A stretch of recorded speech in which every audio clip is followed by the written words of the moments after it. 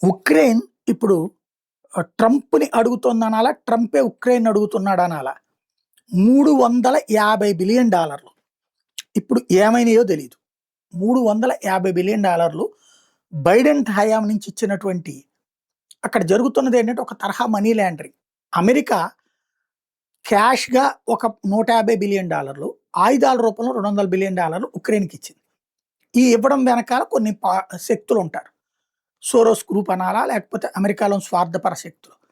అయి తీసుకొని ఉక్రెయిన్ ఏం చేసింది?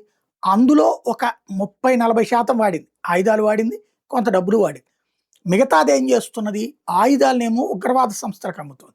దాని ద్వారా డబ్బులు సంపాదించుకుంటోంది. జెలెన్స్కీనే సంపాదించుకుంటున్నాడు. ఇంతకుముందు బైడెన్ ప్రూవ్ చేశాడు. బట్ యాక్షన్ తీసుకోలేదు. చివర్లో ఆగిపోయాడు. ఎందుకంటే మళ్ళీ యుద్ధంలో ఉక్రెయిన్ ఓడిపోతుందన్నటువంటి భయంతో.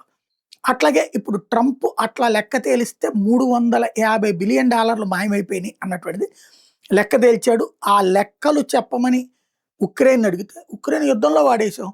వాడే ప్రతి గుండుకి లెక్క చెప్తామా ఏంటని అడుగుతుంది.